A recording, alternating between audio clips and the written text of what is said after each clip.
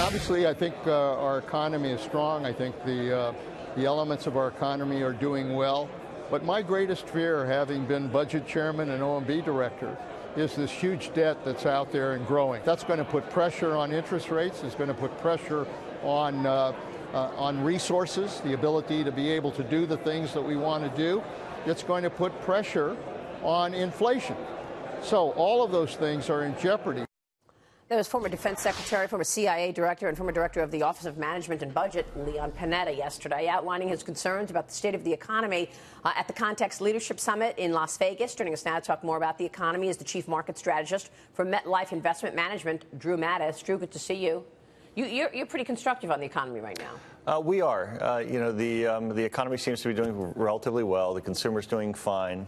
CapEx seems like it's picking up, and productivity is beginning to come off the lows where it got to last year. But the last GDP report showed that the economy's the consumer spending was the slowest pace in, I think it was 5 years. We're also hearing this narrative that things are going to slow down as a result of a weaker consumer and demographics in general in the coming years. Your take on that? Well, in the coming years, there probably is a slowdown in growth, but we expect a lot of it will be offset by productivity gains. So there is that demographic component that's working its way through.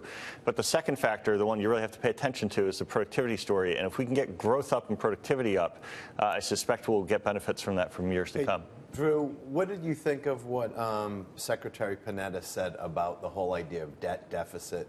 You know, where are you guys kind of looking how that impacts rates and the eventual Fed moves and things like that? Certainly. Well, I mean, we do expect it'll influence rates. I mean, one of the reasons we have the 10-year yield continue to move higher this year is on some of the debt story. And you're certainly seeing it in the front end of the market. I mean, one of the reasons LIBOR has been so high is because of the amount of bill issuance that the U.S. Treasury has been doing. But I do think it's important, you know, if we go back to the 1990s, we all thought that the U.S. economy, that the Treasury was just going to continue issuing so much debt, we were going to be in a debt crisis. And then 10 years later, the big complaint was there wasn't enough Treasury debt. So those things can change, and oftentimes we don't really understand the mechanism for the change, but it tends to be a long-term productivity growth cycle. Where are you? You're not worried. Where are you on the year-end 10-year? We've got 3 1/4. So you for a flattening?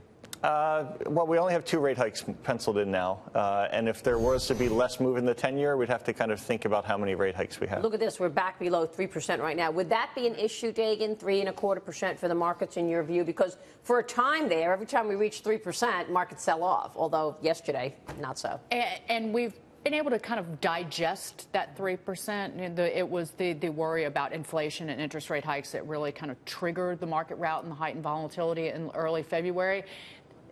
Investors are getting used to this, and I just want to point out, we got a note from Charlie Brady here in the building. The Dow is on track for its longest winning streak. Up today, it would be 6 days in a row since November. So the longest winning streak in 6 months. I want to get back to the rates, though. It does tend over time to influence mortgage rates, and I'm interested in what you think about that effect on housing. Of course, that's a big component of people's wealth, and where you think housing prices might be going.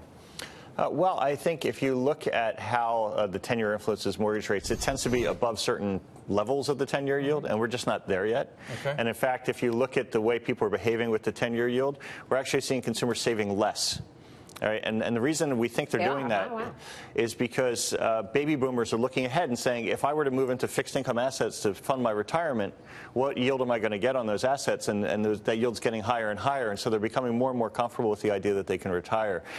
In terms of home prices, you know, it's really a wild card because a lot of the changes in the tax law probably means that some of the areas of the country are going to actually see a little bit weaker in terms of home price appreciation, whereas other areas, probably the areas that have actually been attracting all the inflow of people from like higher Florida, tax states, Texas, yes, like that? Could potentially continue to see home price appreciation. So with that in the backdrop, real quick, how do you allocate capital right now as a market strategist? What are you telling clients? Well, so there's a lot of risks out there, and not all of them are financial. So there's geopolitical, et cetera.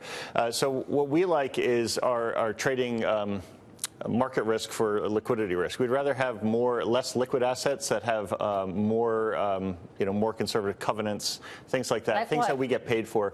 Well, Metlife originates a lot of private assets. We like private assets. We like being there, in part because it offers us more protection, but it also offers us higher yield. All right, we'll leave it there. Drew, good to see you. Thank you so much. Thank you. Drew Matus, Metlife.